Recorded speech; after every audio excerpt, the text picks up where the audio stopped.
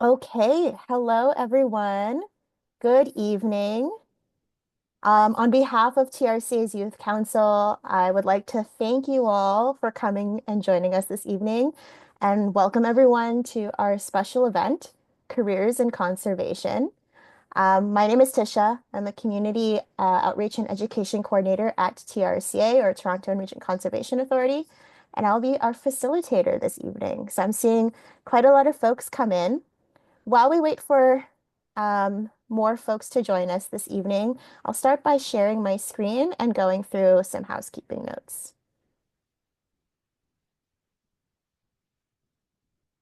Perfect. So yes, welcome everyone again to our Youth Council event, Careers in Conservation. Just a few housekeeping notes before we get started in earnest. If you are joining our webinar on a phone or another mobile device, all you need to do is just swipe side to side and you'll be able to switch between the slide view and the webcam view. Some of our speakers may have slides that they'll be sharing, but some may not. So it's up to you to decide on what you'd like to see. Everyone who's participating this evening has been muted to limit background noise, but that doesn't mean that we don't want to hear from you. We absolutely do. Our hope is that this session will be engaging and dynamic and that we'll have a lot of interaction. So feel free to utilize the chat function if you'd like to make any sort of comments as the talks are going on. I'm actually going to go ahead and open up that chat function now, so I'll have that open on the side. There is also a Q&A function, and this Q&A function is, I think, going to be really helpful for everyone.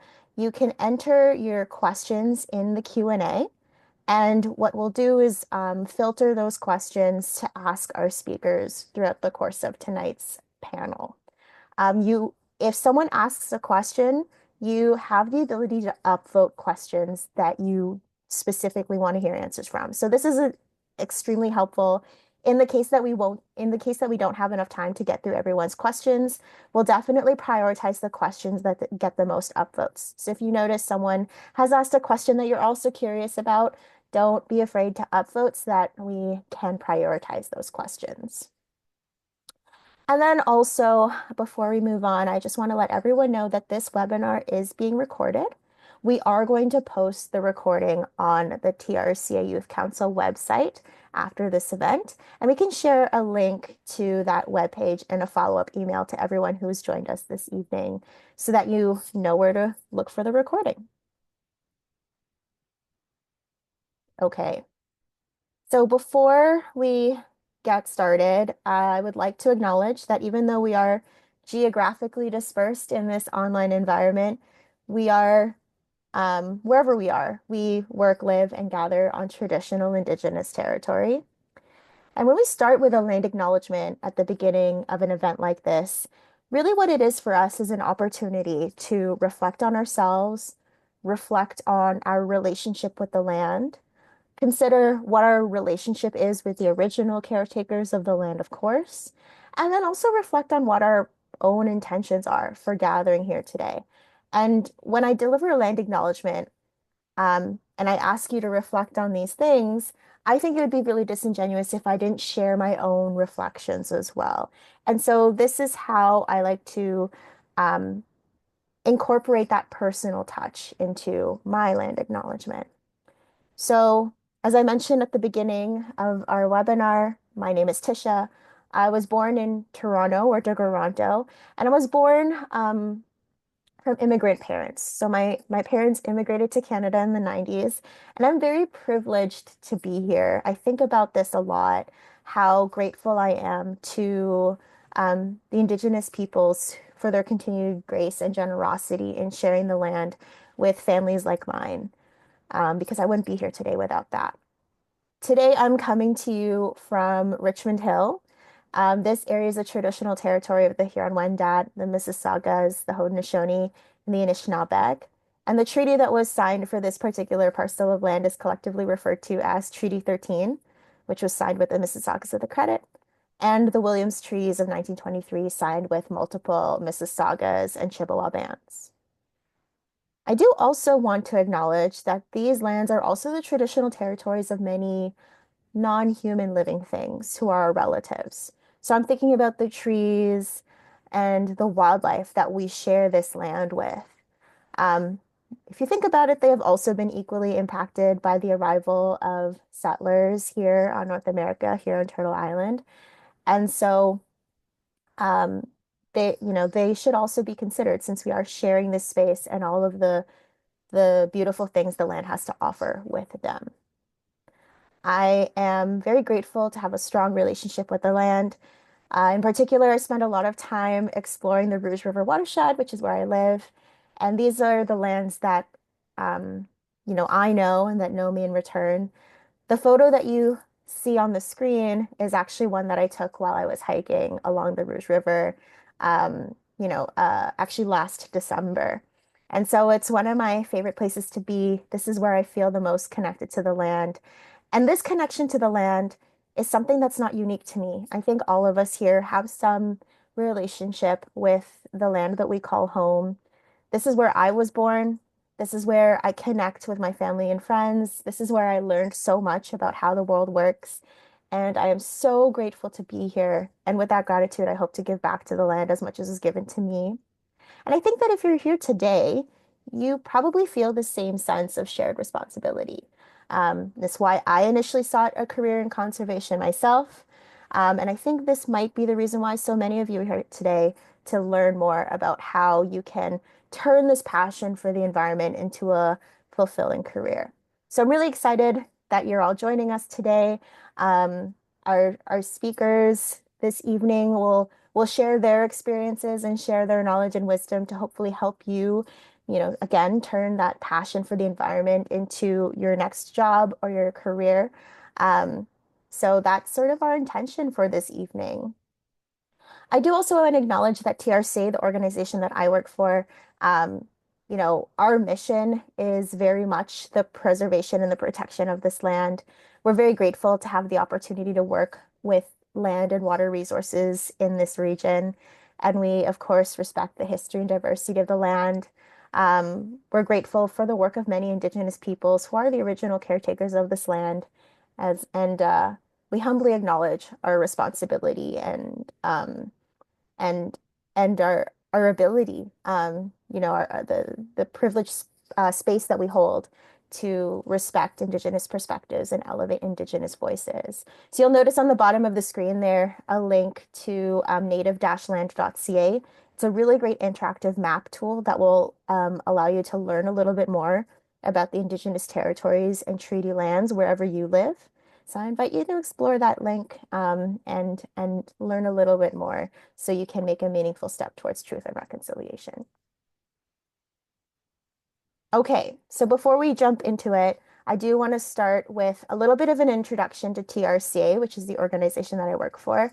Um, our speakers later will also talk a little bit about TRCA, but very briefly, we are one of 36 different conservation authorities located here in Ontario, and we work together with municipalities and other partners to take care of the 9 watersheds and the Lake Ontario shoreline that sort of fall within our jurisdiction.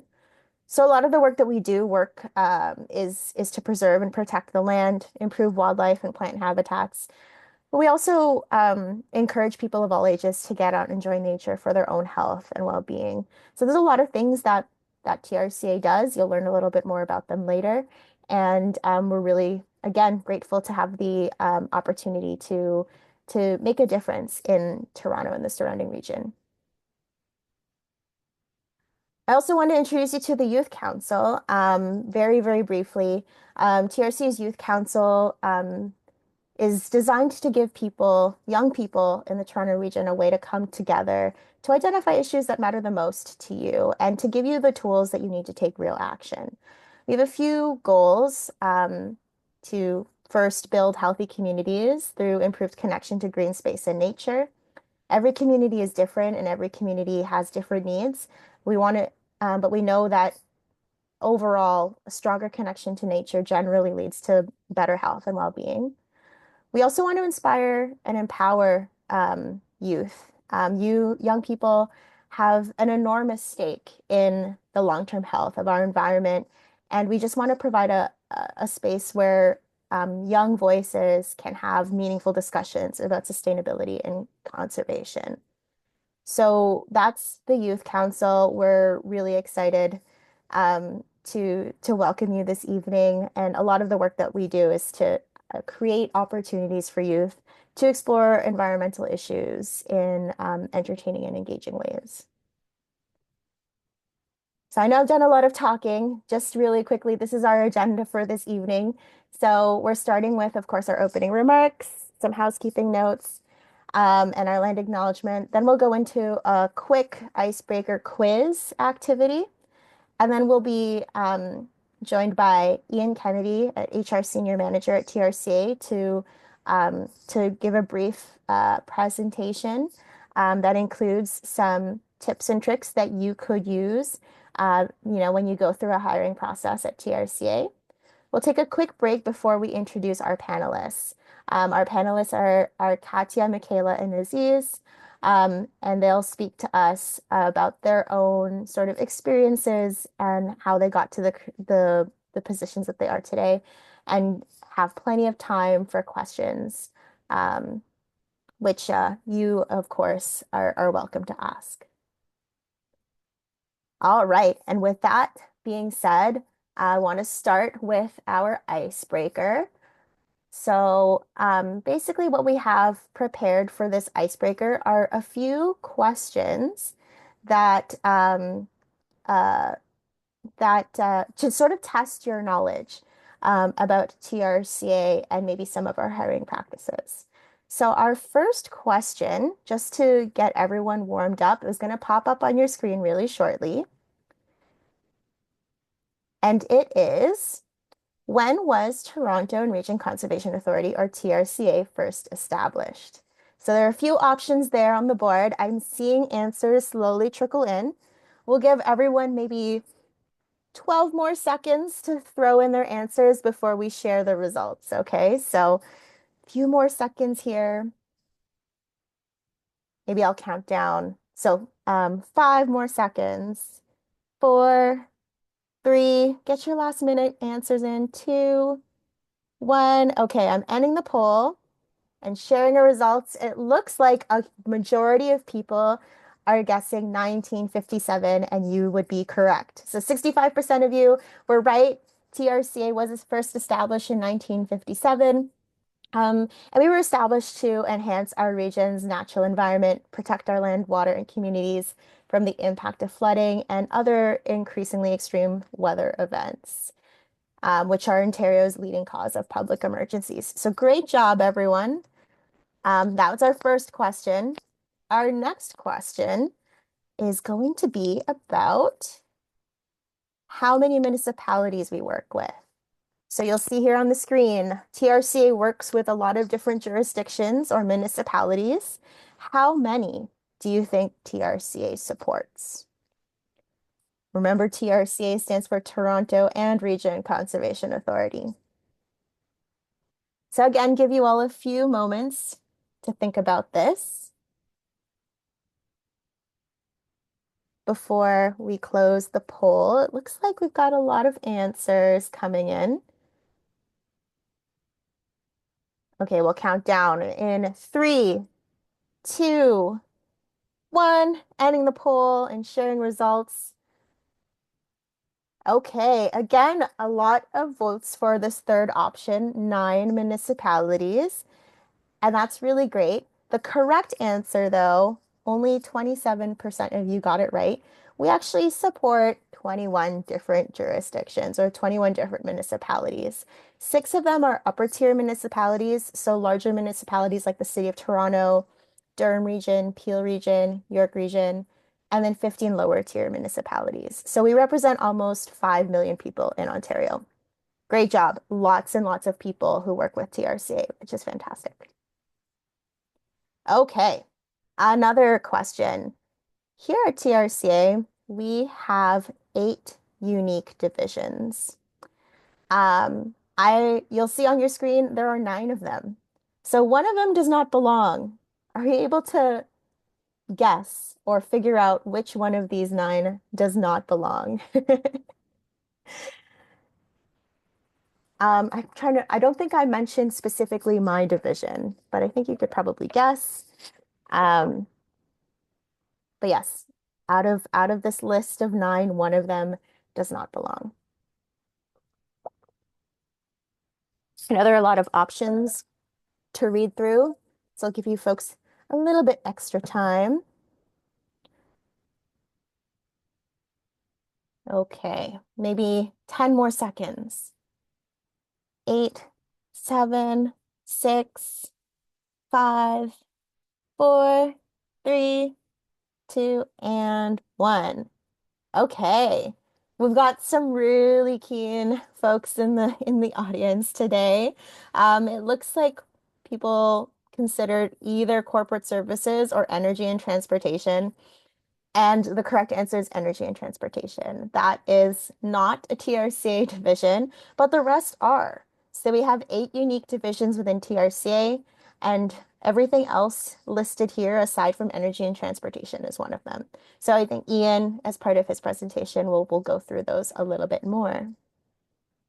Great job, everyone. That was fantastic. Okay, 2 more questions here just to really break the ice. Um, we have um, some permanent TRCA staff or long-term temporary staff that TRCA employs, and then some seasonal staff. So, how many permanent and long-term temporary staff does TRCA employ? Basically, the question is asking year-round, how many TRCA staff are there generally? So, some pretty big numbers here. I'm learning a thing or two just looking at some of these questions. And I can see a lot of guesses coming up, so this is awesome. Oh wow, lots of people are really sure what their answers. Answers have come in quick. So I'll give everyone 5 more seconds to get their votes in. 3, 2, 1. Okay. So it looks like a majority of people, 43% of you answered 500, and the correct answer is actually 750. So congratulations to the 33% of you who got that answer right.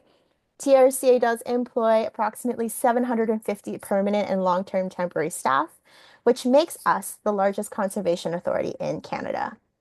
We're also recognized as an international leader in the field of environmental conservation and sustainability. So, something that you can be proud of that we are one of the largest, conservation groups in the country.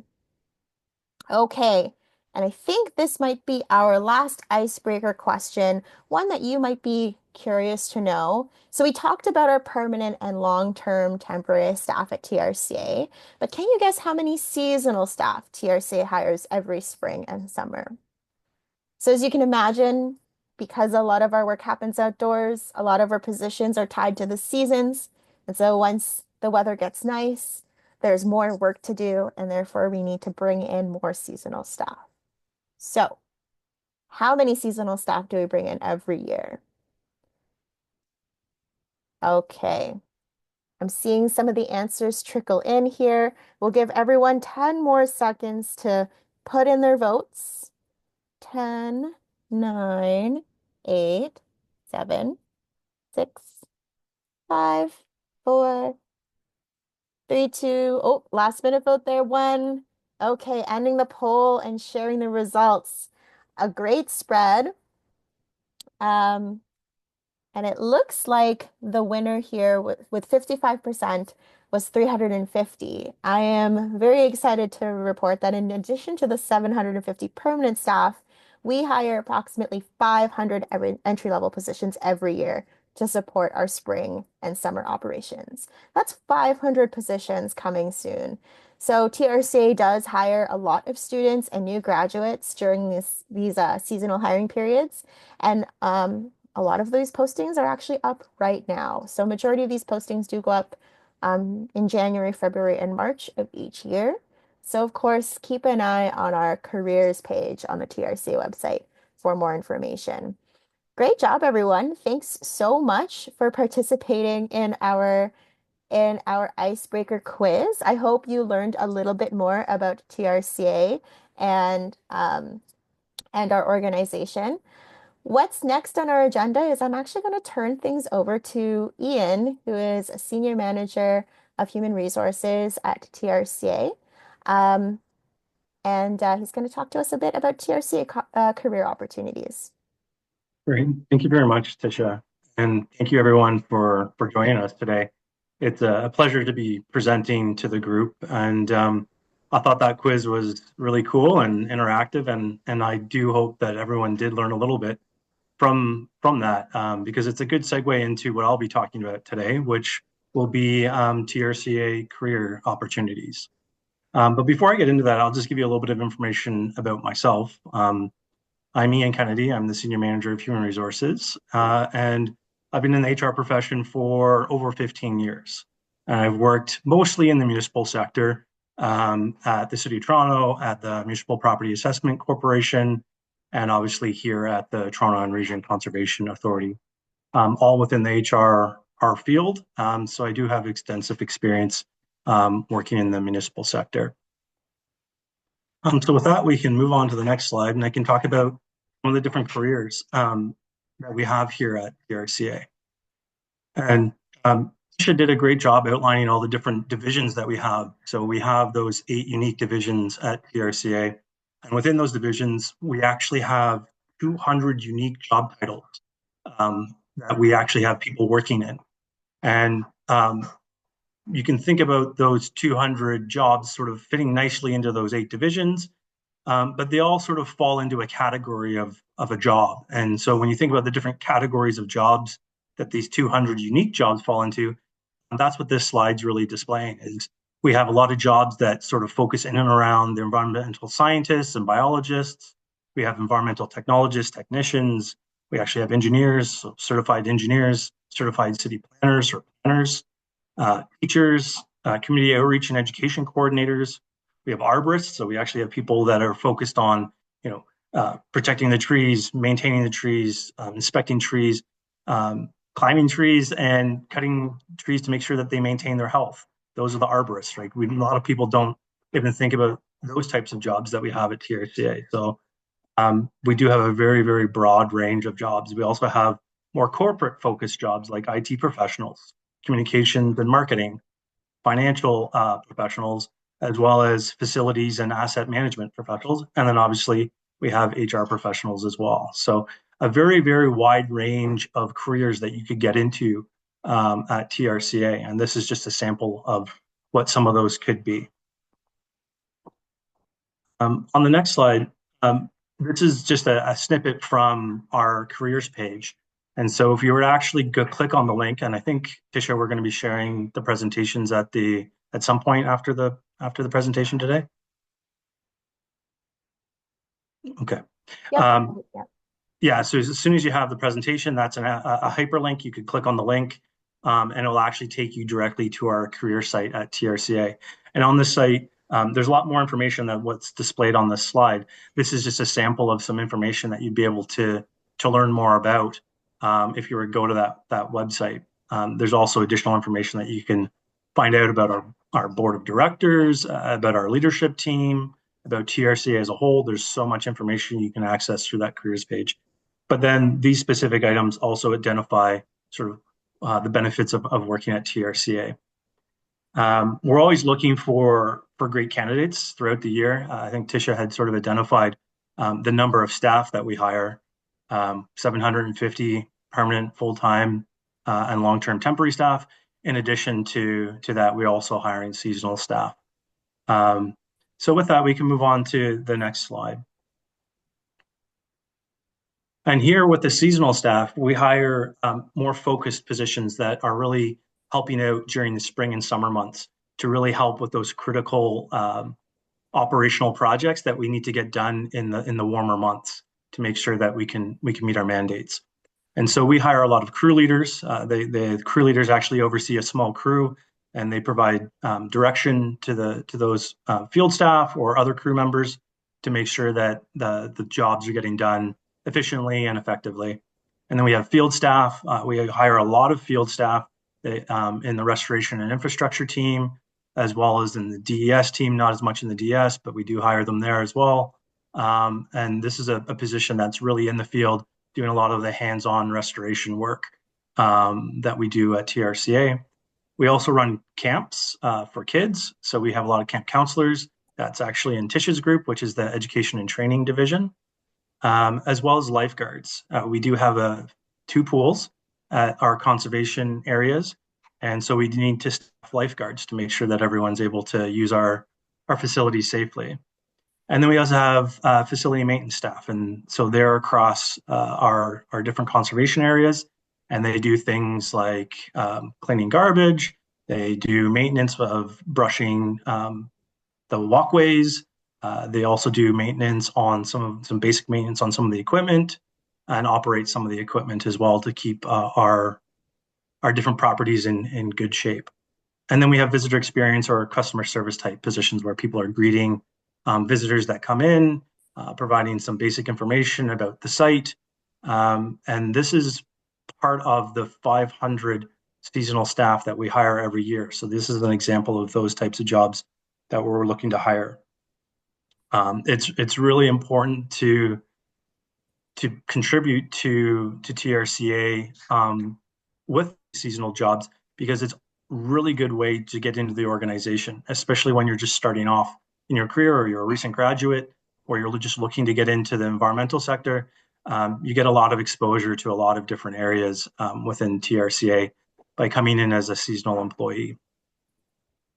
The other thing I wanted to share was that on the next slide, we have a specific website dedicated to our spring and summer jobs. And so if you were to go to our careers page, you can actually access this seasonal page as well, which focuses more in on what the type of job is based on if it's a maintenance job or if it's a visitor experience job, a lifeguard. And it gives you a little bit more detail about what types of job that actually is. We also have the website link, so the hyperlink on this page actually will take you to this more seasonal focused job opportunities. It's really important for everyone to get involved, and we really hope that if you are looking for a job this summer, that you would consider TRCA. It's something that I think is really great starting off. That you just get so much exposure. So I really do hope that anyone that's interested would go to these websites and take a look and apply to anything that you feel that you're qualified for. One other thing I wanted to share was that TRCA has recently been awarded a top employer for the GTA in 2025. And so this is a really good accomplishment for the whole organization. It really speaks to the great work that we do and the passion that our staff have to be able to get an award like that. It recognizes the top employers in the GTA for being a really good place to work. So that's just something that I sort of wanted to toot our own horn from TRCA that we just recently received that award, and it's something that we're really proud of. So with that said, we'll move on to our last slide here. And this is where maybe a lot of you would be interested to maybe ask some questions or to get more information around what we do in terms of hiring. So everyone has to go through an interview process usually to get a job, whether that's a seasonal job or a permanent full-time job for almost any organization. And when you're going through that process for the first time, sometimes it can be daunting. And I can provide some tips and tricks in terms of the experiences I've personally gone through, but also just from an HR perspective, what I think would be helpful for someone just entering the workforce. I can share a story where I first started applying for jobs when I was just coming out of university. I had to apply to quite a few jobs. At the time, it was hard to get a job, and it wasn't unusual for people to have to go through, 15, 20, 30 interviews before you'd be considered for a job. And, at a certain point, I started thinking like, okay, I must be doing something wrong, but it's not really that the case. Sometimes you just have to get lucky. But what I did find as I gained more experience with interviewing was that if you prepared for your interviews, that was your best approach. And I found that this STAR model really helped me prepare for an interview. And so literally you would just think STAR in your head, preparing for your interview. When you understand that STAR stands for situation, task, action, and result, you can use the STAR model to answer almost any type of interview question. And so I found it really helpful to have a model in my mind to be able to think through each question that was being asked, that I could respond using this type of model. So when you're in an interview and preparing for an interviews, you can think STAR, right? So what's the situation? What's the task? What's the action? And what's the result that you participated in related to that question? So if the question is related to project management and you're asked that question of like, what's your experience with project management? You usually want to try and provide a little bit of background. So what's the situation that you were in while you were using those project management skills? And provide an example. And then specifically within that example that you provided, what did you have to do? What were your responsibilities? So you want to go in and actually talk about what you did.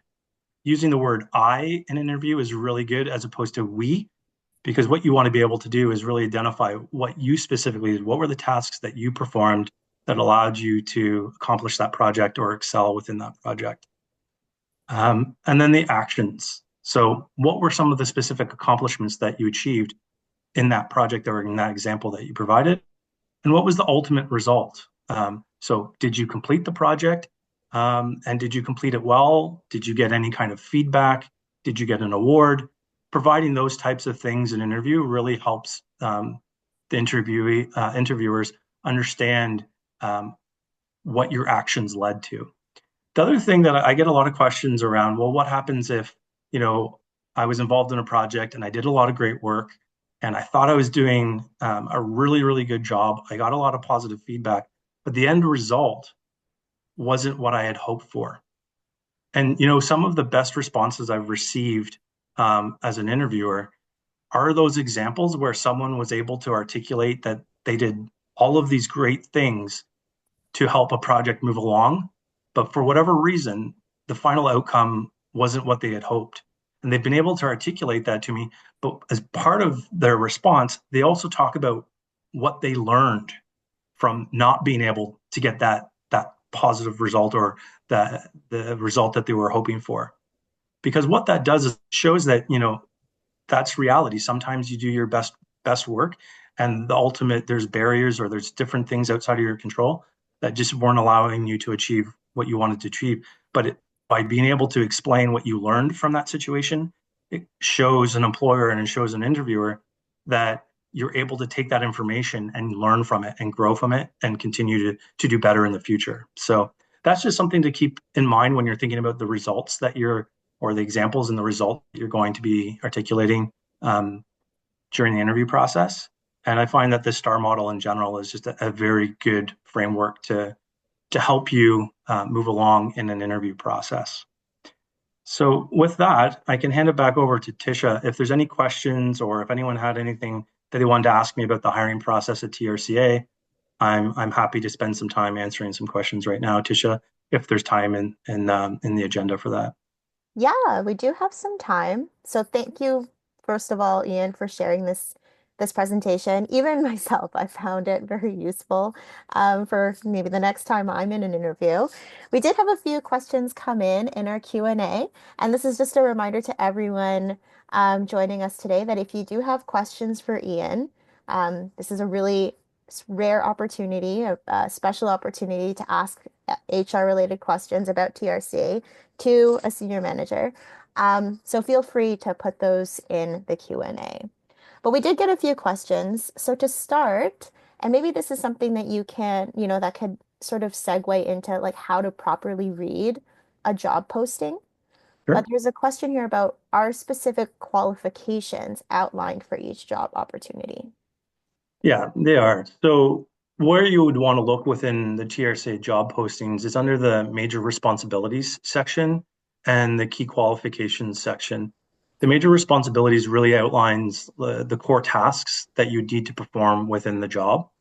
And then the key qualifications section are usually the minimum qualifications that you would need for the job. So that would be sort of the minimum threshold that a hiring manager would be looking for to consider someone for an interview potentially.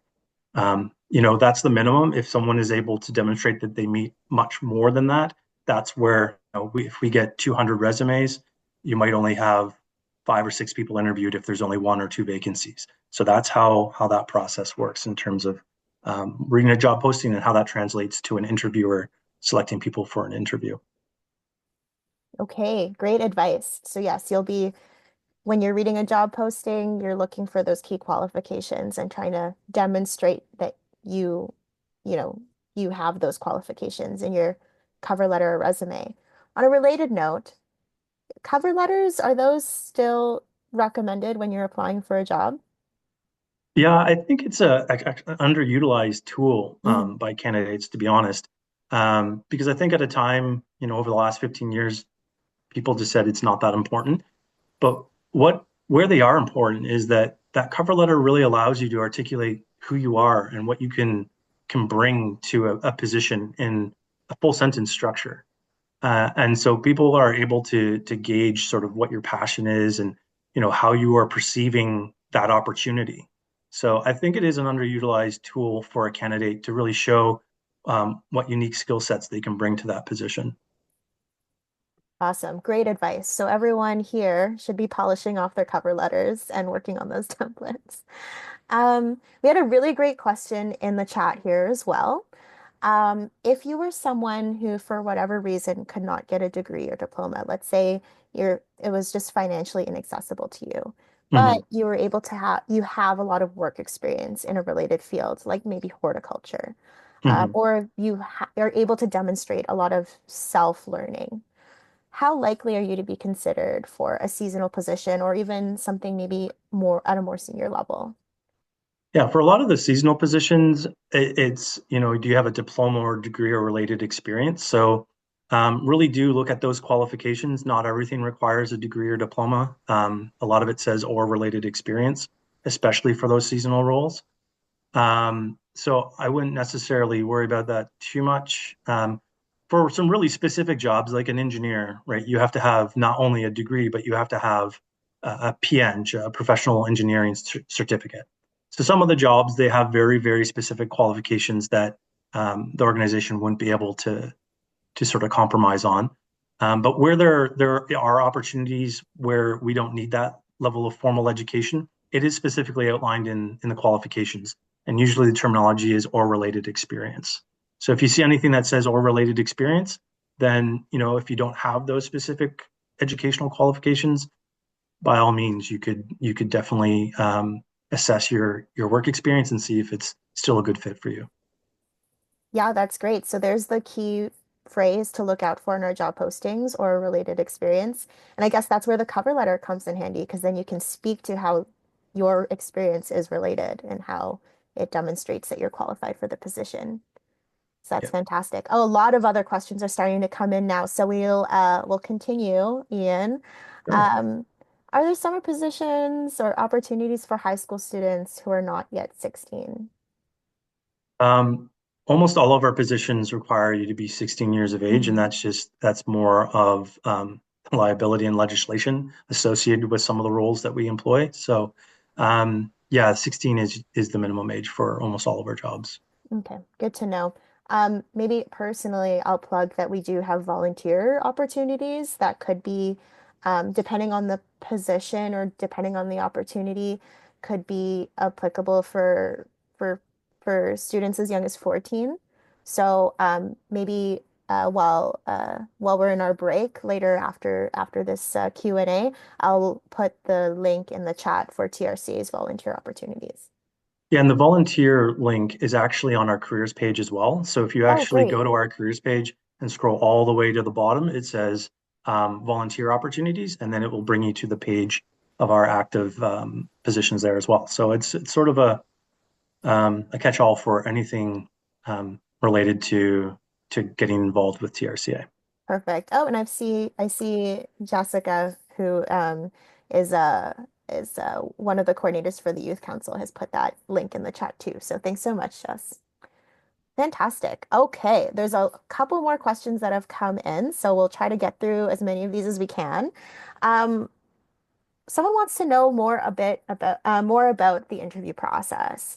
Like, are there multiple interview rounds that candidates have to go through?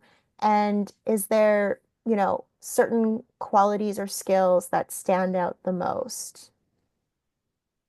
Um, Sorry, can you repeat that question, Tisha? Yeah, Or just sure, no summarize it problem. maybe? Yeah, for sure. Maybe we'll break this question up into two parts because I think other folks are interested in this question as well. But the first part being, are there multiple interview rounds that candidates sometimes have to go through for TRCA positions? Um, the answer is sometimes it will depend on Mm, the hiring manager and the complexity of the job. I would say the vast majority, it's usually a one interview process, which is made up of a panel of two, three individuals that are management, usually, or subject matter experts hmm for that role. So that answers, I think, the first question. It's usually just one, but it can be two if it's a more complex job. And sometimes it could be just questions. Sometimes it could be a presentation where they would send you a question ahead of time, and you would have to present actually during a video call, or it could be in person. hmm But those tend to be more of the higher level jobs within an organization. Got it. And yeah, and then the second part of that question is also echoing some other questions that other folks have had, which is just, is there is there a bit of advice that you would have generally that just um, speaks to like how to best put together a compelling application? Or is there Uh, some sort of magic phrase or something to help guarantee a spot, an interview spot? yeah, Yeah, I think this is I've the gotten that magic question in question. my 15 years of HR. I think that's the number one question I get all the Yeah. time is like, what are the secret words, or what are the tricks to guarantee an interview? The honest answer is there's no guarantees. It really comes down to how many people are applying, what are the quality of candidates coming for each job competition. So it could literally, the chances could change for the same job multiple times depending on the quality candidates coming in. But I think the best approach would just be really focusing on the major responsibilities in the job posting. A lot of people just look at a job posting, apply, and then they forget about it. I think one of the best things you can do is once you apply to a job is either download it, save it, or copy and paste it into a Word document and save it for later. So that when you do get a telephone call, you can go back to that job posting and actually look at those major responsibilities and key qualifications and start thinking about the questions that you might be asked based on those major responsibilities and key qualifications. I personally did that when I was starting off, and I found that I was able to take some of that information, come up with practice questions, and at the time, my now wife, but girlfriend at the time, I would sit in the living room and practice, because it wasn't something that I was naturally great at, was interviewing. So if you're one of those individuals, you need to maybe practice a little bit more. And I think that's really the key, is be prepared and practice. And the practice will just help you get better each time. Don't be discouraged as well. I know some people can get a job after two interviews, and some people it takes 20 or 30. A lot of that is luck. A lot of that comes down to preparation. And so the more prepared you are, the better you are to take advantage of the lucky scenario that you might be in. That is, I think, the best advice to sort of close off this Q&A. So thank you so much, Ian. I thought that was really insightful. I know there are a few other questions that have come through in the Q&A, and unfortunately, we don't have enough time to get through all of them this evening, but I do want to thank Ian for joining us today and sharing, your experience and sharing some advice to some of our youth in the call today. Um, well, I have a bit of experience. Some of the questions in the Q&A are related to volunteering, so I can try to answer some questions on the back end. But right now, where we're at this point of our agenda is a quick break. Um, this is scheduled to be a 2-hour program, and I know that can be a long time to sit through. So we'll take a 5-minute break before we jump into the next portion of our session, which is our panel. So thanks again, Ian, for joining us. For everyone, I'm looking at the time. It's 6:45. So at 6:50, let's jump back into our webinar and we'll get started with our panelist presentations. Thank you, everyone. Thank you, Tisha. If there are questions that you just need a HR response on, Tisha, just let me know and I can maybe provide it after and you can touch base with everyone later on. Sure, yeah, absolutely. Okay. All right. Thank you, everyone. Have a great Thanks. night. All right. So again, thanks everyone. Feel free to take a quick break, stretch your legs, grab a quick snack, grab a glass of water, and we'll be back at 6:50.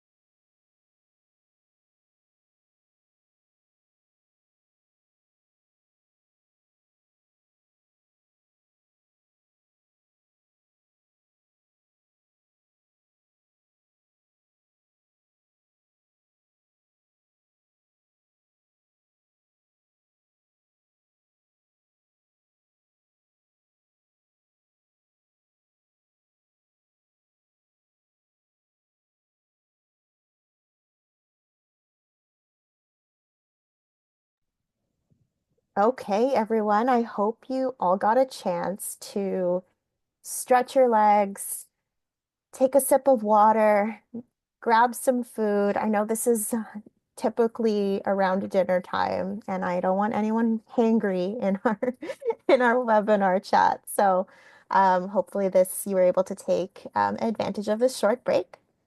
But for the next section of our presentation of our careers in conservation, I am really happy to introduce Aziz, Michaela, and Katya, who will be presenting to you all and sharing their experiences and how they got to the careers that they are currently in now. Um, I think it cannot be said how important it is to hear from others, to learn from other experiences and sort of um, glean what you can and apply what they've learned to your own.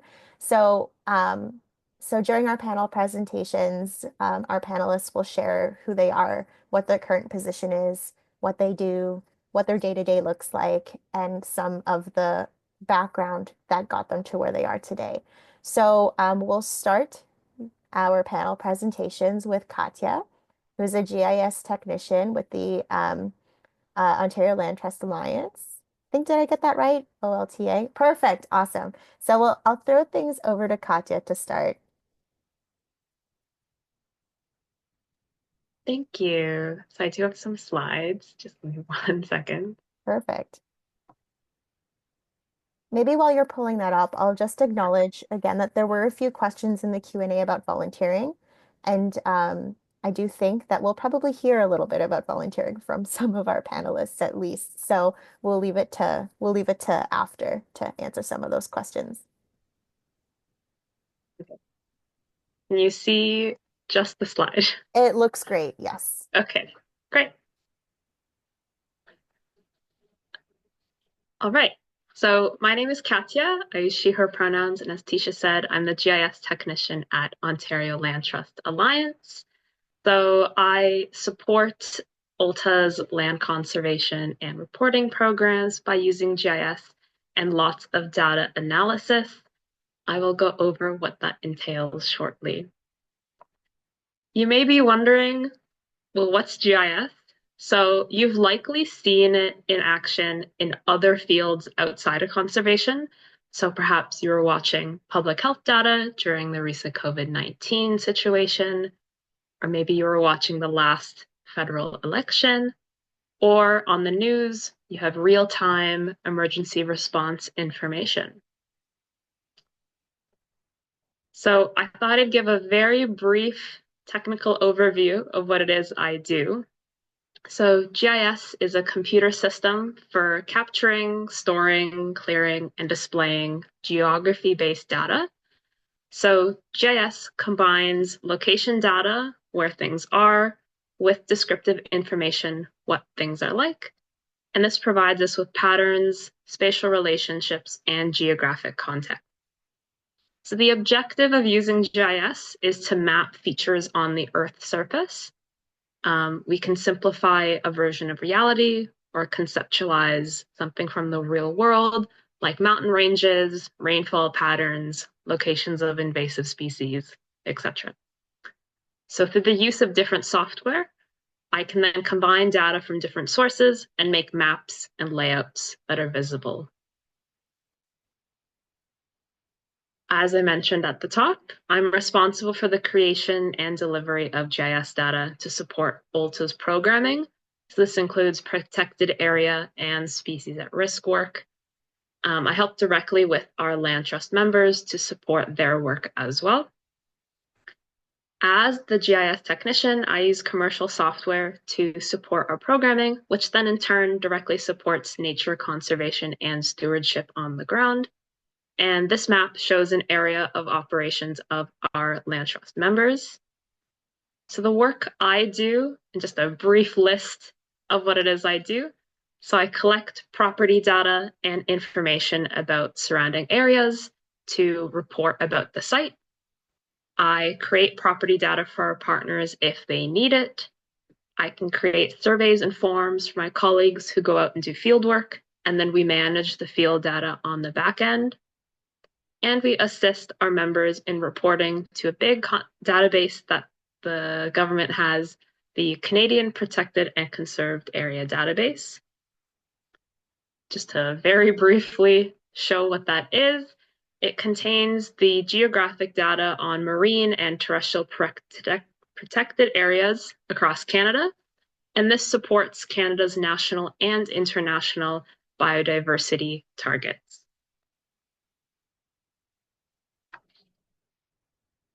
With that, I would like to say that my education and career pathway was not a straight shot.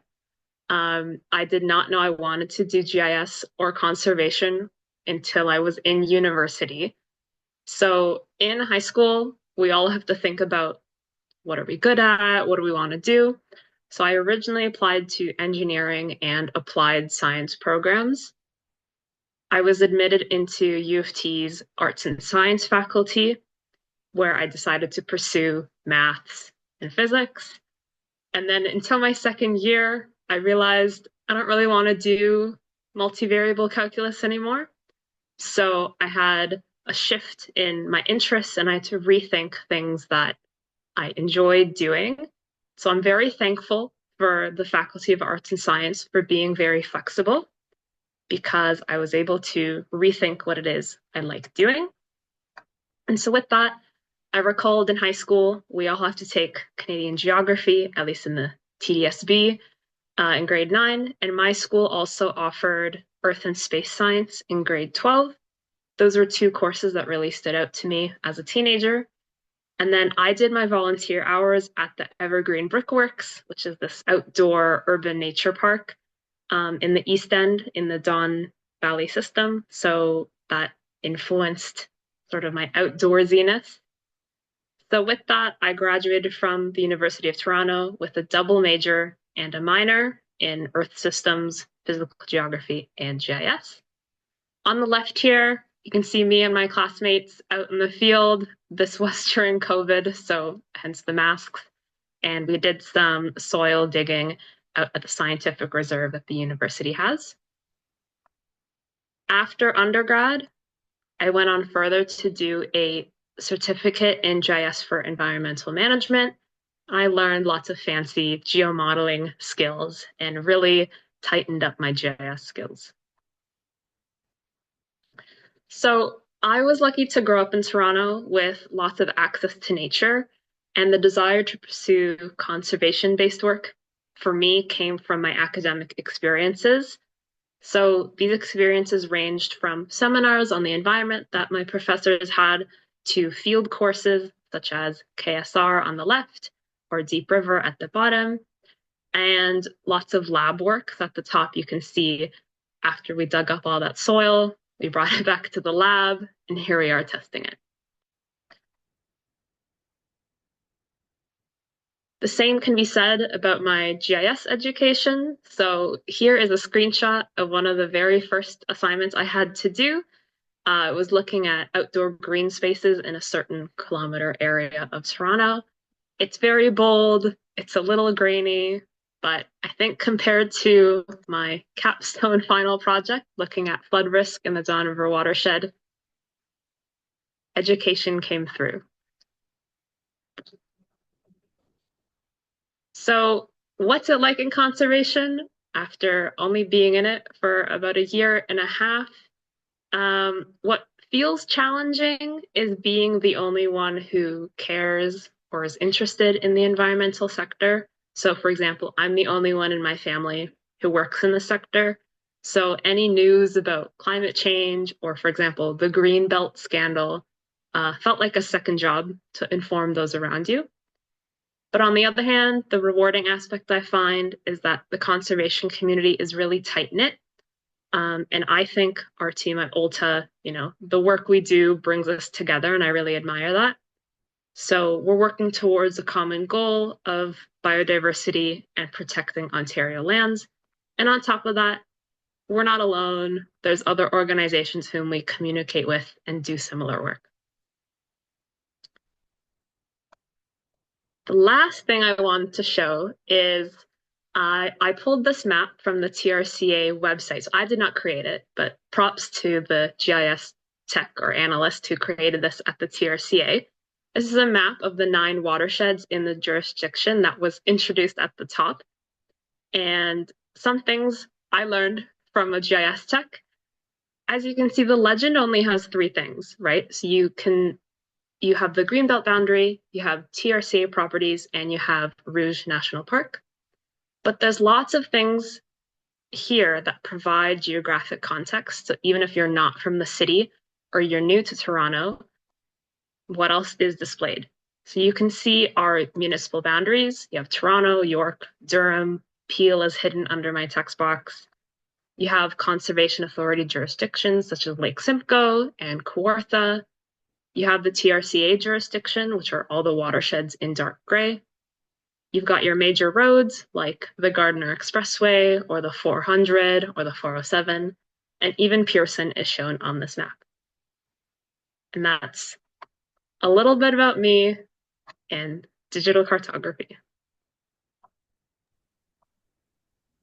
Amazing. Thanks so much for sharing that, Katya. That was a really great presentation. And I think every time I hear about GIS as someone who isn't overly familiar with it, I'm amazed by what it can do.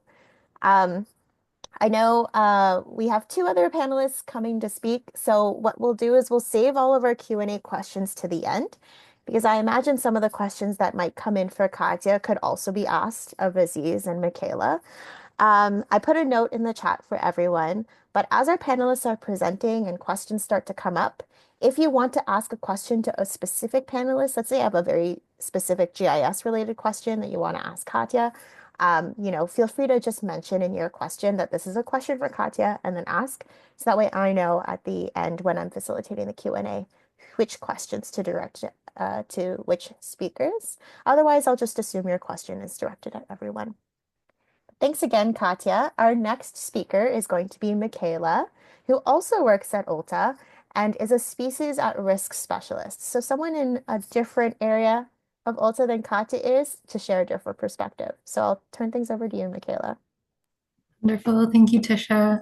I also have slides to share, so just give me 1 second.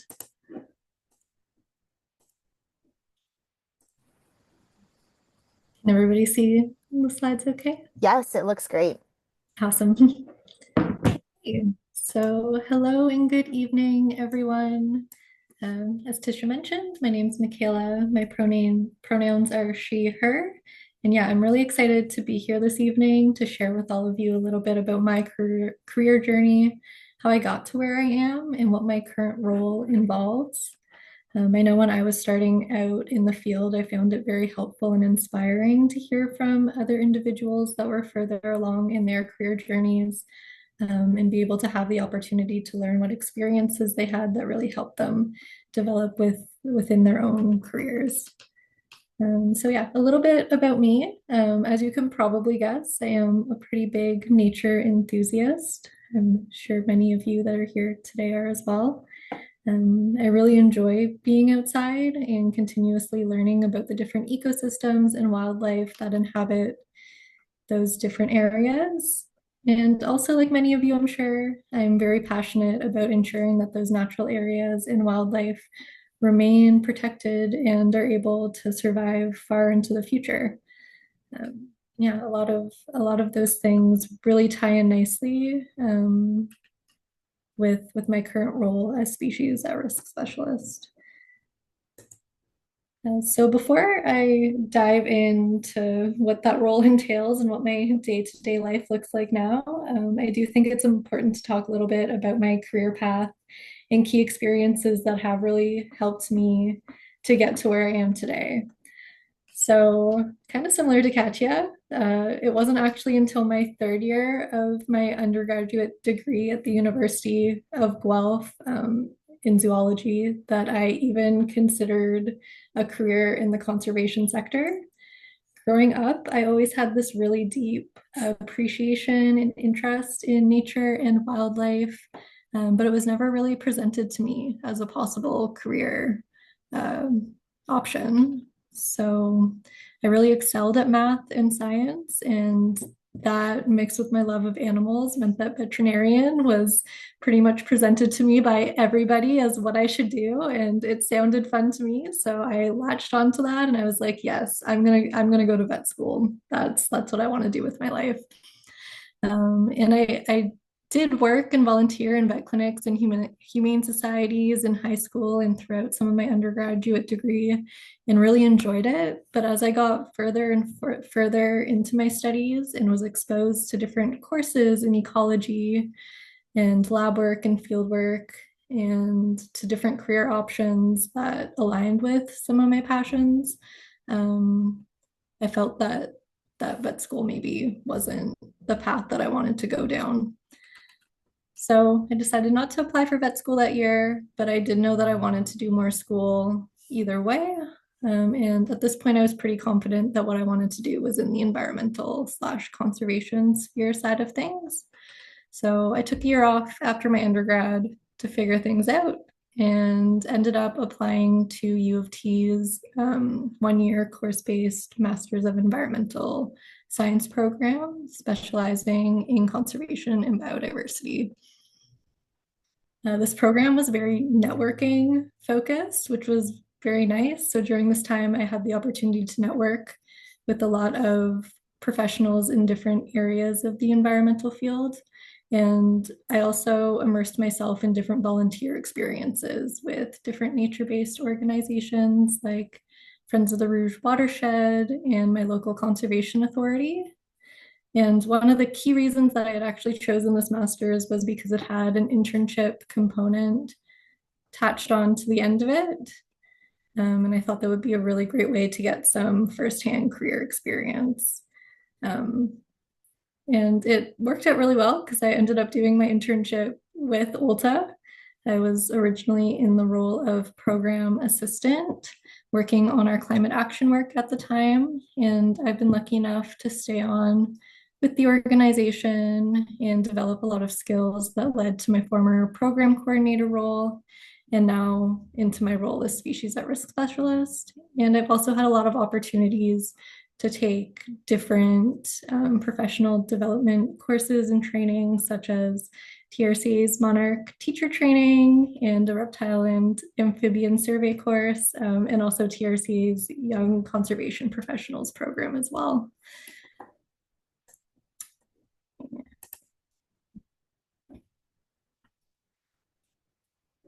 Oh, there we go. So now you might be wondering, what does a species at risk specialist do? What does my job entail? So my main responsibility is to manage ULTA's Conserving Species at Risk program. And this is a really wonderful program that works to enhance the capacity of Ontario's land trust organizations to protect and support the recovery of species at risk and their habitats. So a lot of the work that I do includes working with our ULTA member land trust to support species at risk recovery through things like helping with direct on the ground fieldwork support, helping to develop and implement specific target species at risk recovery actions, organizing training and outreach sessions for our community, developing grant proposals so that we're able to continue to do this work into the future, and acting generally as an ULTA resource on species at risk. So those can be questions from our members that come in. I help to liaise on species at risk related inquiries. My day-to-day activities do vary quite a bit depending on the time of the year. So in the spring and summer, usually from about May to early September, I would consider that our field season. So during these months, I'm usually out a couple times supporting our members with that species at risk focused fieldwork. So this includes things like undertaking targeted species at risk surveys to develop or to determine if a species at risk is present on a property, setting up and training land trusts on how to use acoustic monitors for monitoring for some species. So we use them to monitor for bats, and we're also piloting a project to use acoustic recording to monitor for a nocturnal species at risk bird, the eastern whippoorwill. And we also support habitat management actions such as invasive species removal in areas where it could be a direct threat to a specific species at risk. During this time, I also still have a lot of office days, but during this time of the year, it's more focused on either prepping for fieldwork or doing a lot of follow-up from fieldwork, such as uploading all of our data or any photos that we've taken in the field. Then through most of the fall, winter, and early spring, I spend a lot of time at my desk on my computer. It's maybe not as fun as the fieldwork portion, but I still get to work on a lot of really exciting things, and the balance is kind of nice. So yeah, my days during this time of the year focused on analyzing some of the acoustic recording data from that summer monitoring, writing property-specific species at risk action plans. So these will identify specific activities that a land trust could do on their property to support the recovery of specific species at risk that are present there. I help to facilitate a granting program that we offer through the Conserving Species at Risk program. It's called the Species at Risk Action Fund, and it provides small grants for land trusts to undertake species at risk recovery actions on their properties. And then, also doing a lot of the planning for outreach and training events that we offer throughout the year to our members, focused on that species at risk training side of things. Yeah, that's a really quick snapshot of what I kind of do day to day and some of the key experiences that have led me here. I am really excited to continue the conversation more in the discussion portion of today's session. But yeah, if we're not able to answer any of those questions, I've left my email on this slide, so feel free to reach out. But yeah, I guess we'll pass things back to Tisha. Yeah, thank you so much, Michaela, for that presentation. I loved the photos that you shared, and I think your job will resonate with a lot of people because I saw you were holding a Blanding's turtle, and that's just like super cool. So thank you so much for sharing your presentation. Again, just want to move forward with our final panelist before we jump into questions. So I'm happy to introduce Aziz, who is on our erosion risk management team here at TRCA as a project coordinator, and who will share his experiences as well. So I'll throw things over to you, Aziz. All right. Thank you. Thank you. Let me just pull up the presentation. Okay, amazing.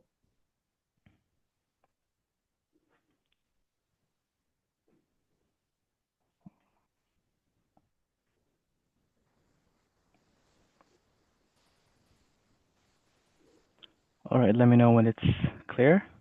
Yep, I see your presentation. I think I took that photo of you. Exactly. That's exactly why I put it up. Okay, yeah, it looks good. Thank you. All right. Hi, everyone. My name is Aziz. Like Tisha said, I'm a project coordinator in TRCA's erosion and risk management. So here's my lore. I went to TMU, previously known as Ryerson, back in 2016. I did my bachelor's in environment and urban sustainability, and I also did a minor in psychology. So I graduated, found out that my bachelor's wasn't really helpful, so I went to Niagara College for a post-grad certificate in environmental management and assessment. And that certificate was much more helpful because you need a bachelor's or like job experience to get in, and like it's predominantly just like doing like applied stuff. So like you're out in the field collecting samples and back in the lab like analyzing it. You're doing like a lot of like presentations and what have you. So it was like a very solid year.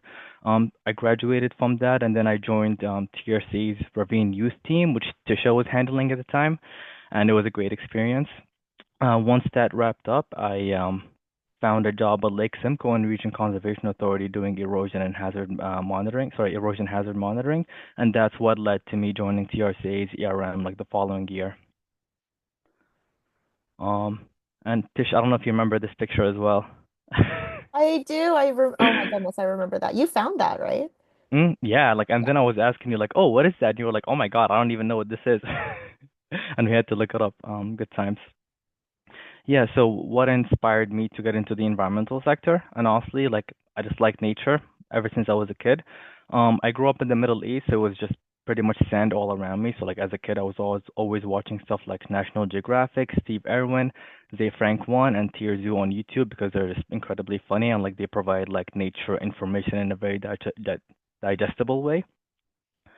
So if you're into any animal facts, like look them up, Zay Frank One and TRZoo. And I wanted to highlight some skills that are beneficial, in my opinion, if you want to pursue something related to project management.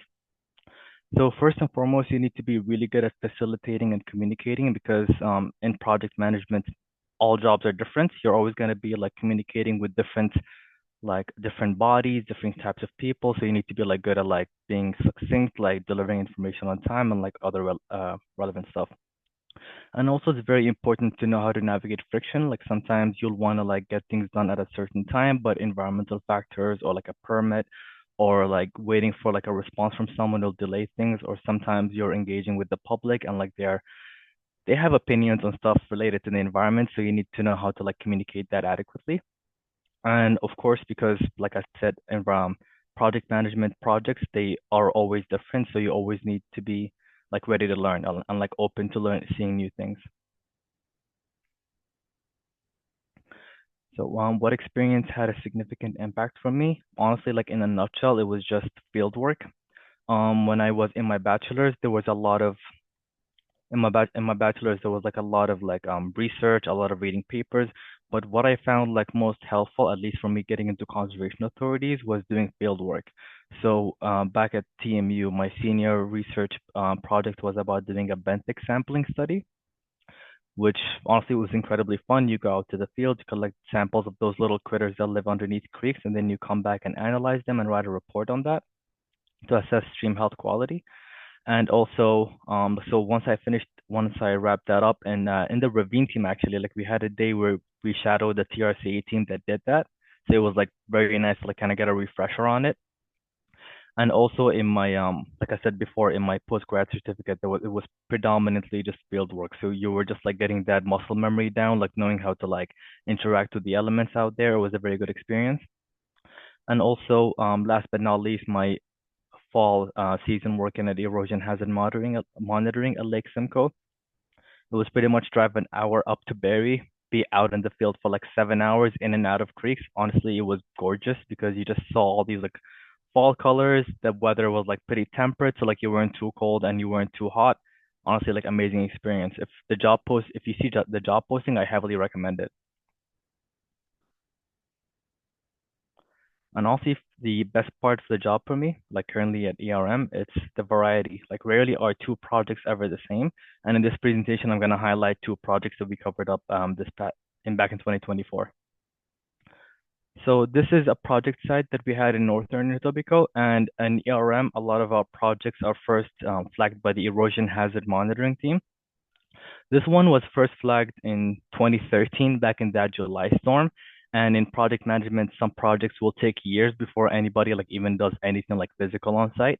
So the left picture was taken in 2013 when they were in the first like steps of like collecting information on the site. And as you can see, the bank is very steep. And also at the top, you can see like a little bit of the backyard fence.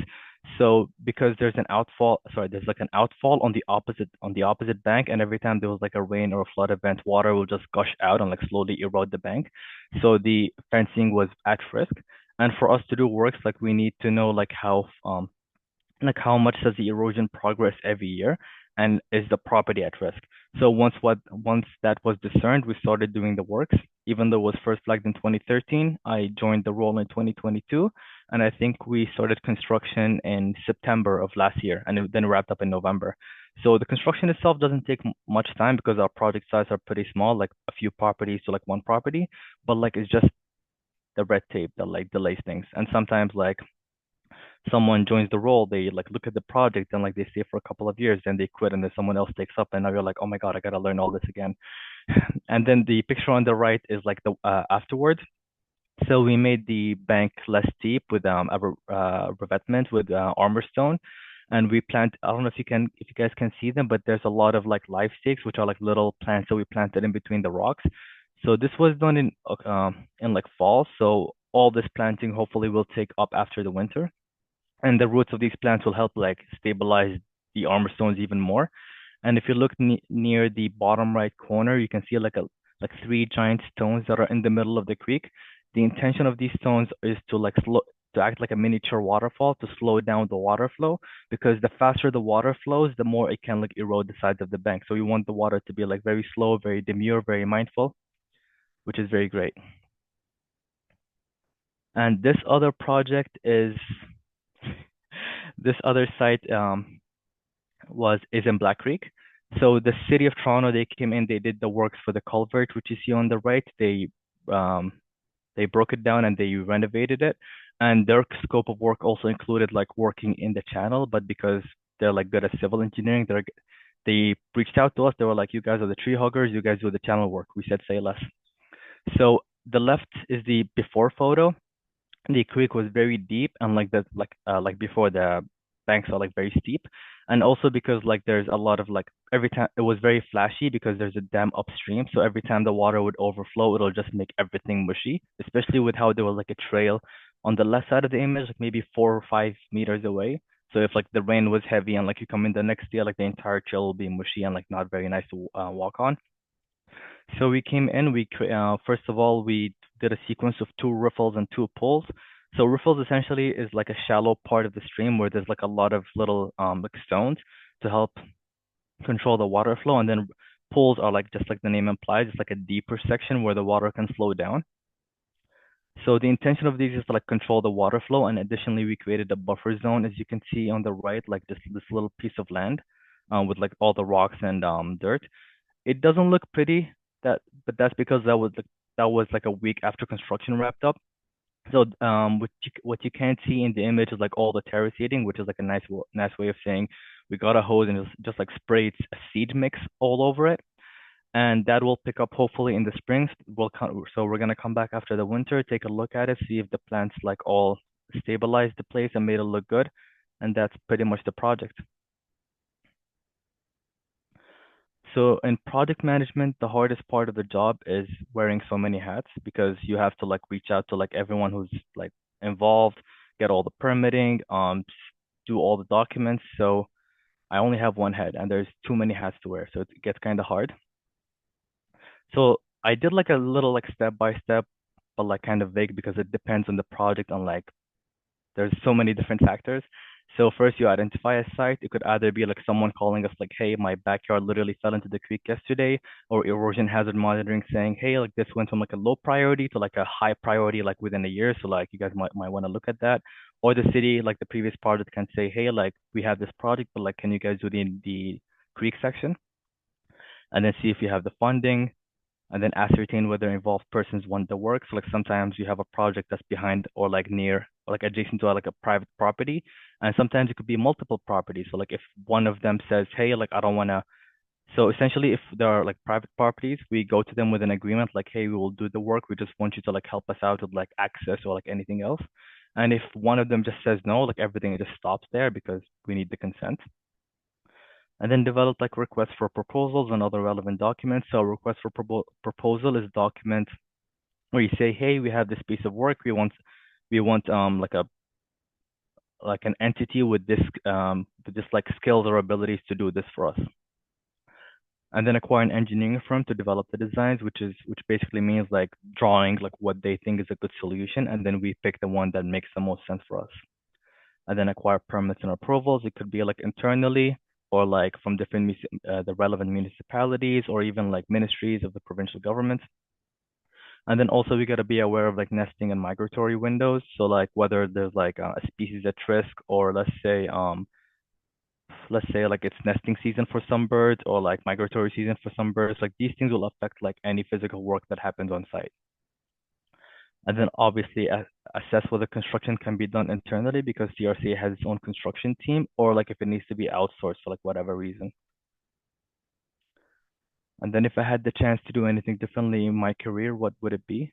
Honestly, for me, I am content with where I am. Like I love the work that I do. All the projects are different. You go to set, you're like, wow, like it's nice to like go somewhere and then like imagine how you're gonna make it better in a few months or like in a few weeks time. But a master's might be cool. I was considering this before like getting it like settled into the field, but things like move differently once you start working and paying bills. So I might look into that into the future. And last but not least, like what advice would you give to someone starting out in this career path? Honestly, for me, like what I think was a good decision is that I always stuck with whatever I was like passionate about. I always loved water. So in my undergrad, like I took electives that are like about hydrology or hydrogeomorphology. During my postgrad certificate, I was locked in when it came to like stream morphology. And then after the ravine team, I found the erosion hazard sorry, in the ravine team, like when we shadowed the erosion hazard monitoring crew, I was like asking them questions all day. I was borderline annoying. And then I think one of them like told me that like if like you can't find the one in TRCA, like look at other conservation authorities, which was a great idea because I found the one at Lake Simcoe, which even though it paid much less and was an hour drive away, I still did it because it made sense from like for my profession. And so yeah, thank you all for listening. Please like and subscribe and ask me if you got any questions. Thanks so much, Aziz, for sharing your lore. I liked that a Of lot. course. And featuring a lot of photos that brought back nice memories. So Did that's it for the nostalgia points. yeah, that's also very good. So at this point, I'd like to welcome all of our panelists back. Um, to answer some questions that have started to come in through the question and answer panel. Again, everyone, feel free to throw whatever questions that you might have for any of our panelists in the Q&A, and I'll address them accordingly. Right now, I'm looking at the time. It's about 7:30, and we are scheduled to wrap up around 8. So we'll try to fit in as many questions as we can, recognizing again that this is some valuable, insider info to some of these cool careers. And I really like that we were able to identify a good range of different careers through our panelists this evening. Maybe just to get us started, um, I had a list of questions that, to get the conversation started, but one question that sort of came to me as you all were talking was, what's the best, like, what is the most satisfying part of your job? Like, are there moments that you have in your work where you just get this like rush of endorphins and something just feels really good?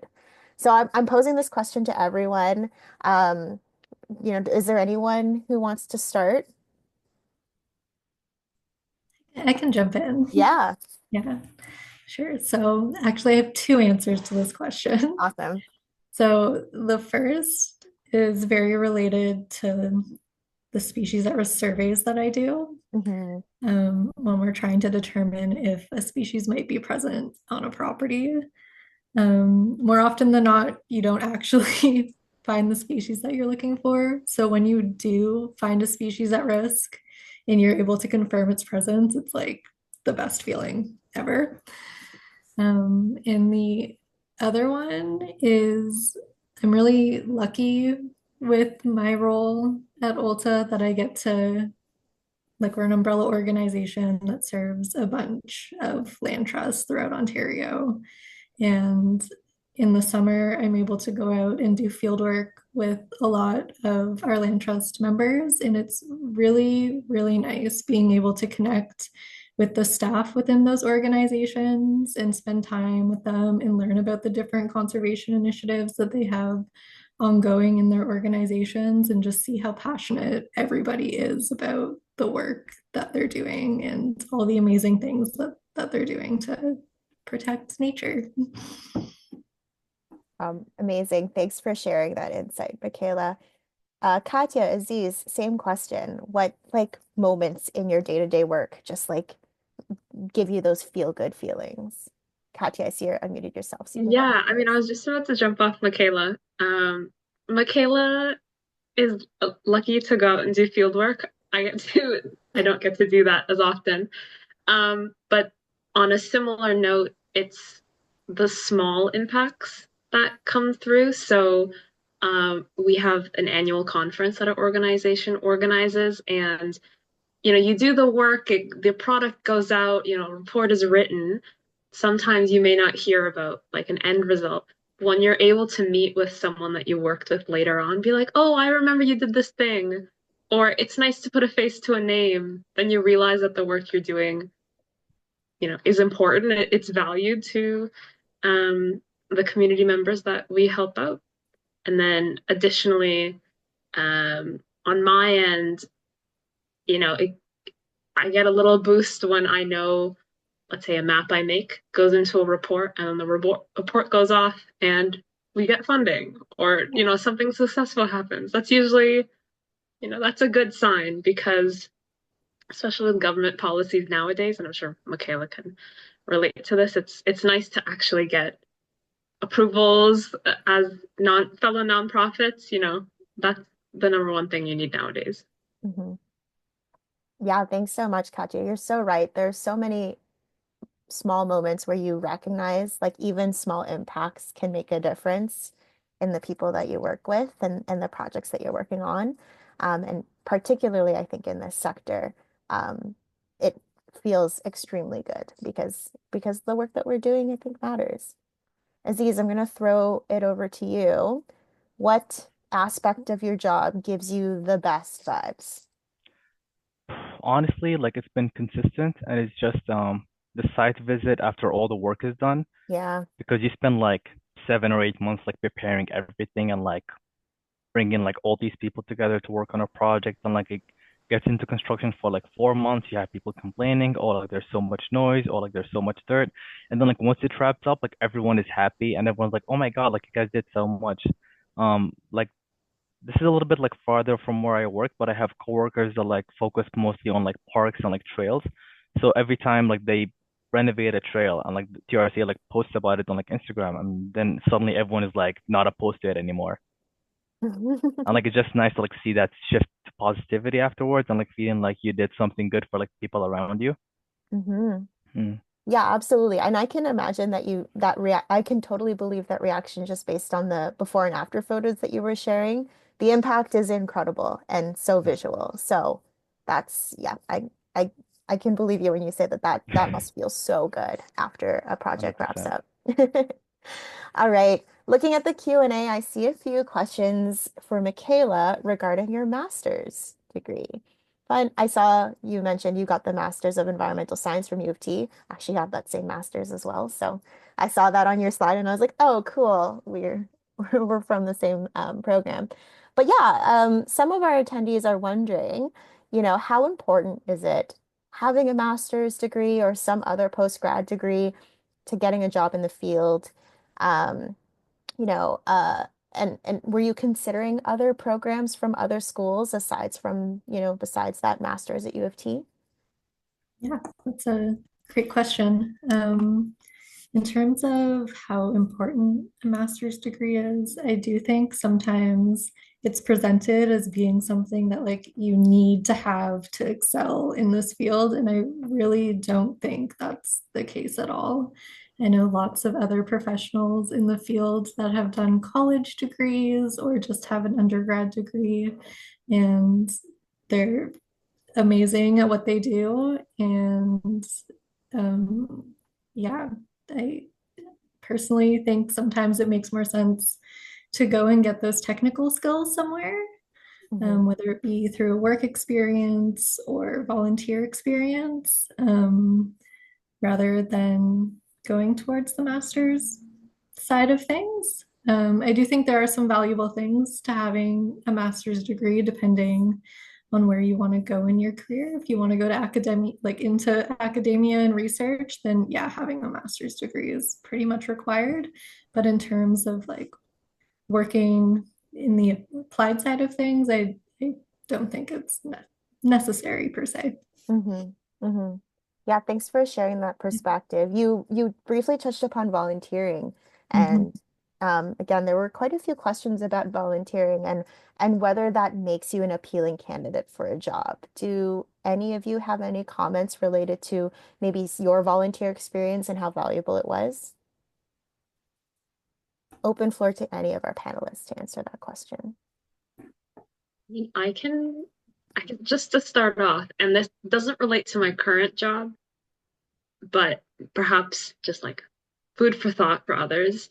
When I had volunteered at the Evergreen Brickworks, I volunteered for like a market that they had for people who wanted to come in and eat food. So I learned how to use a point of sale machine.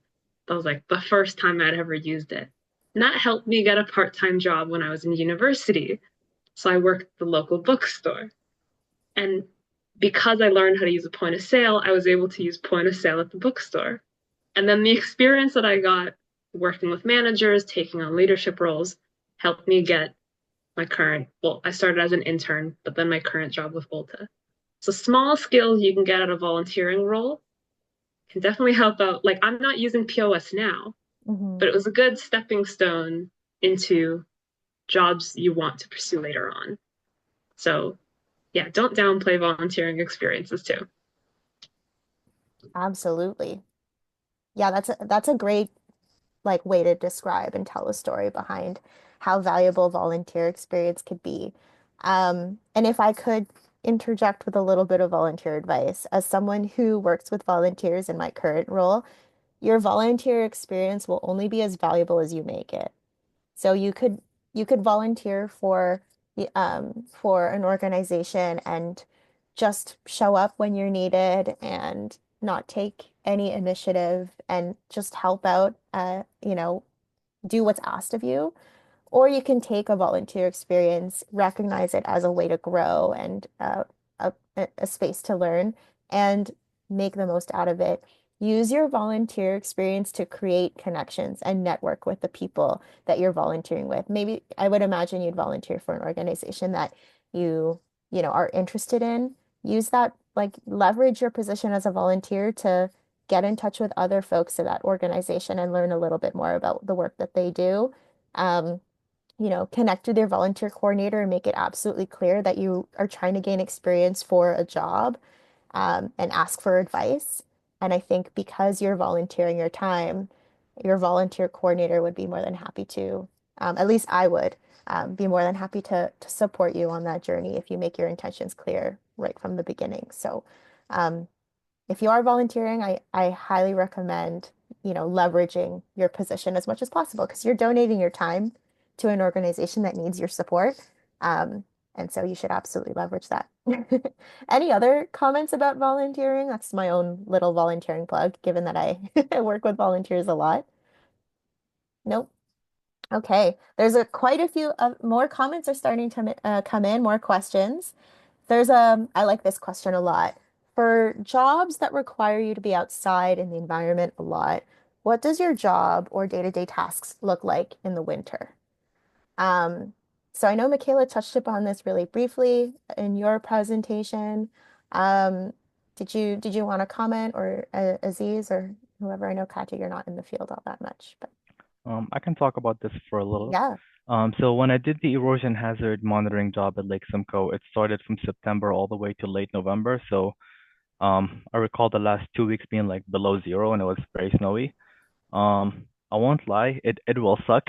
It will suck because I had to do a lot of like superficial water sampling and like some benthic sampling as well. So like sometimes you get to a creek, it's like 5 degrees below zero, and like you have to break the ice before you even get into the water. And then you end up like doing fewer sites per day because you spend like half an hour in the car with your hands on the heater to like get them like not numb again. So it does get tougher, but also like it does make you more resilient and it does make you appreciate like being out in nature more, in my opinion. Yeah, absolutely. So yeah, field work doesn't always stop just because winter is coming. There might be less field work available, but there is usually something to do. Um, I don't know, Michaela, I know again you talked about what you do in the winter, but did you want to elaborate a little bit more? Because I guess with species at risk, you don't always have field work in the winter. Yeah, for sure. Yeah, definitely don't do a lot of field work in the winter. I've done a little bit for some other unrelated species, not related to species at risk work, just in terms of we've done some field work just to go out and check property boundaries, and that sort of thing. But very like short time frames, so wasn't too bad. Sometimes we'll go out, but not usually in the depths of winter, but when the leaves are still off the trees to do bat habitat assessment. So to look for good areas to set up the bat recording devices once the summer comes and the bats have come out of hibernation or have come back from being down south where it's nice and warm. Um, but yeah, most of my job in the winter is sitting in my nice, cozy, warm apartment on my computer. Yeah, absolutely. There's a lot of admin work to sort of catch up on when it gets a little bit cold outside. So thanks for sharing that insight, Michaela. There are a few more questions in the Q&A. Again, a reminder to everyone, we are going till 8 o'clock today, so feel free to put your questions in the chat or in the Q&A if you have more questions for our panelists. There's a question here that I am going to rephrase or reframe just a little bit, and it's just talking about um, sort of when landing your first job or landing any job, how important is it to have connections or to network? Or do you find that just dry applying for a job without having made those initial connections first, also works? Um, Open question to anyone.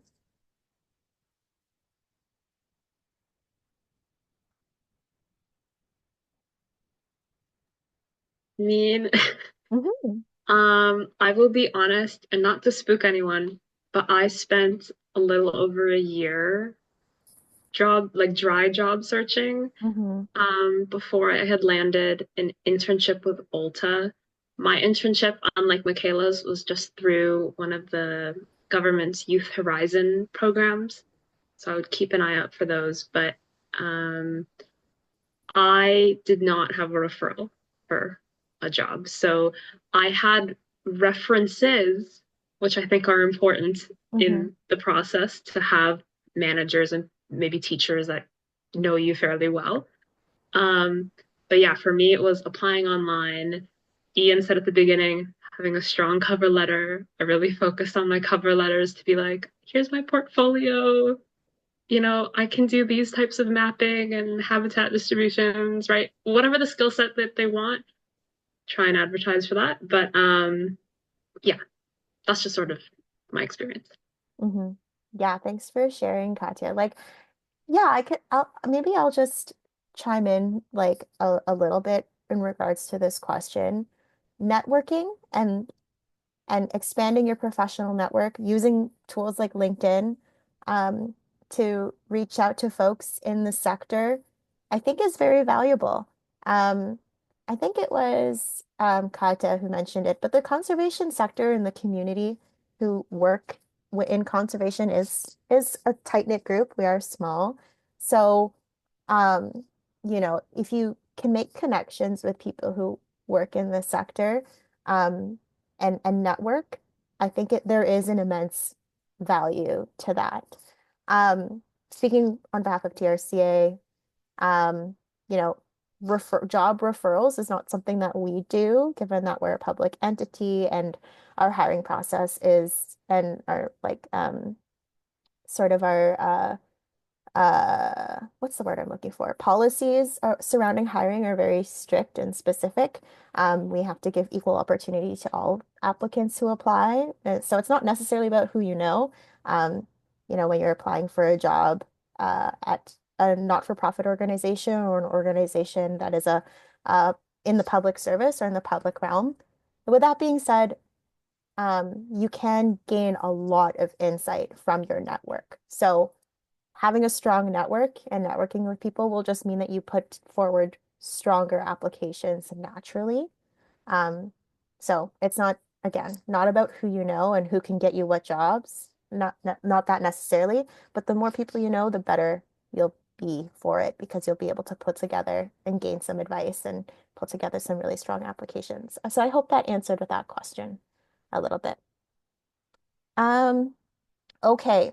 There's a question here about the difference between or how or different organizations might view education versus hands-on experience. Um, I know there's value to both, being educated in a topic similar to your role, but also having hands-on experience is also very helpful. So do any of you have any comments about which of those two things is more valuable based on your role or what advice would you give to someone who's making trying to make the decision between, furthering their education or gaining more hands-on experience?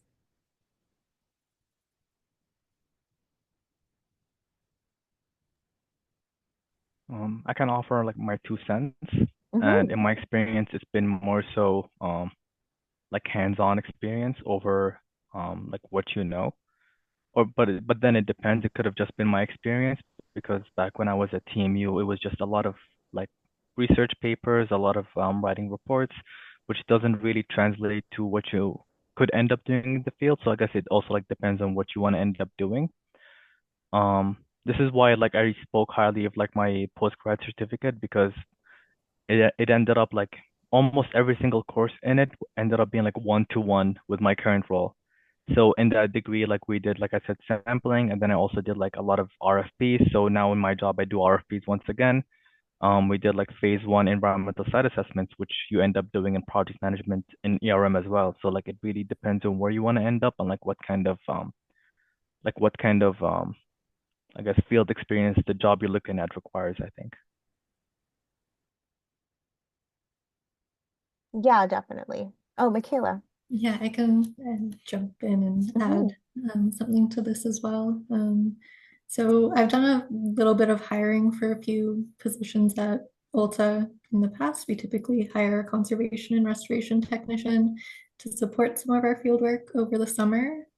Um, and I think the education piece is a really good baseline, but it's really that hands-on experience that helps you to stand out as an applicant and might put you a little bit higher up at having a chance for getting an interview if you're able to show some of those different hands-on skills that you've learned or those different experiences that you've had in the field. Because everybody that's applying for that position is going to have a degree in some sort of environmental field. So having that other experience is, yeah, really going to set you apart in your applications. Amazing. That's great advice. And I think on the topic of advice, this will be our last question of the panel. Aziz, I know you already addressed this, but I'd love to hear your answer again. Um, this webinar is full of folks who are really keen to jump into this career path, work in the conservation sector, and are looking for your insight and advice. What advice would you give to someone starting out on this career path, based on your own personal experiences? If you could give one piece of advice, what would it be?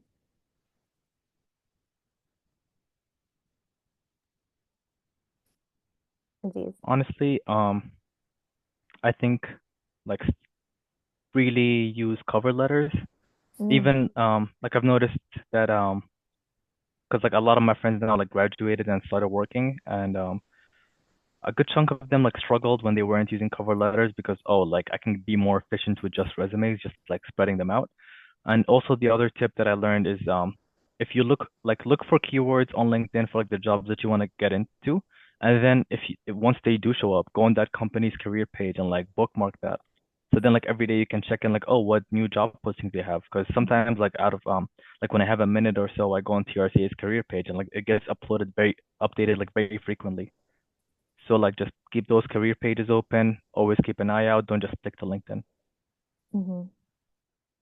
That's great advice, and that's the second time someone is really talking about the value of cover letters. So I think that's a good sign to everyone too. Even though there are a lot of extra work, given that you sort of have to personalize them to whatever positions you're applying to, it's likely very worth it. Michaela, Katya, any advice to folks who are starting out on this career path in conservation? Yeah, I can go. Yeah. I think just being open to gaining experiences, whether that's through networking or volunteering or going on LinkedIn and looking at people that are in the roles that you want to be in and seeing what sorts of experiences they have and what types of skills they have that they need in their role, and then figuring out ways that you can build upon that skill set will, I think, be very valuable. And also, don't be stressed out as you're starting out. It's very stressful applying to a bunch of jobs and trying to Mhm. get your foot in the door. It will all work out. I wish that I didn't stress so much about it in my early 20s and coming out of my undergrad and into my master's. Looking back on it, I shouldn't have been as freaked out as I was. Fantastic. Thanks, Michaela. That's great advice. Katya, you're last. Yeah, Give us no some pressure. inspiring advice. Maybe to jump off the don't stress piece, hmm you're if you do some reflection on what it is you're passionate about, you're allowed to be picky, is my advice. You're allowed to, in my case, I want to do geography, or if someone's really into water, or someone's really into wildlife, right? You're allowed to be picky with the roles you want to do. So you can bend it as much as you want, but if you're pivoting to a completely different sector, maybe if you really need that job, consider, your passions perhaps over what it is that's being fed to you on LinkedIn or maybe your connections. So I spent probably why I spent a year job searching is because I knew what I wanted to do and I didn't want to pivot maybe to something that I wouldn't have liked as much. I really enjoy my job now because of the time I took towards learning about my personal interests and then finding a position that I think worked. That's great advice. And I think something that people sometimes forget, the careers that we choose, you could always, change careers if you decide to change your mind. Katja, you yourself, I think, when you were in university, switched programs, right? So it's never too late.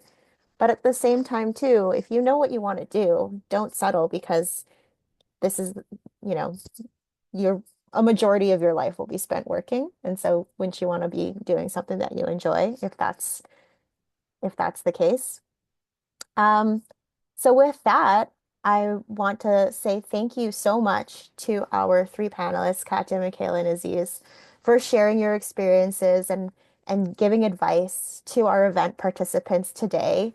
I know I had said that was the last question. There's still a few minutes left in our event today, but again, just want to take this opportunity to say thank you for giving us your time and sharing your experiences. I think this was so invaluable. Even myself, I learned so much from all three of you, mostly how cool your jobs are, but also just, I think one take home message is that everyone's journey is going to be different. There's no one single right way to get to where you want to be. All of our panelists had different paths that took them to where they are today, and it all worked, right? So I hope everyone feels inspired and empowered and, is a little bit kind to themselves as they go through this, as they work towards pulling together the career that they want because it will take time, but it is worth it. So yeah, thank you again to our panelists. Thanks again to Ian, who had to jump off the call, but shared some really great insights about hiring processes and some tips and tricks about TRCA's hiring. For everyone who is here at the call, like I said, we will be posting a link to this recording, or we'll be posting this recording on TRCA's Youth Council website, and we can absolutely share that link to everyone should you want to review certain aspects of of this panel. I'll also speak to all of our panelists afterwards. In case there are additional questions for our panelists or just additional questions in general, you can forward them to me. You should have my contact information. It was in the description of the Zoom webinar. But again, I'll send out that follow-up email so you'll have my contact information and any other questions you can always direct to me as well. Oh, thanks, Jess. Jess just put my contact info in the chat. So you are more than welcome to send me an email, add us on LinkedIn, start that networking process now if you're interested and want to connect. I'm always happy to connect with our event participants. Um, so yeah, thank you so much everyone for joining us this evening. I'm going to give you 5 minutes back to your evenings, and I hope you all have a wonderful rest of your week. Thanks again for joining us.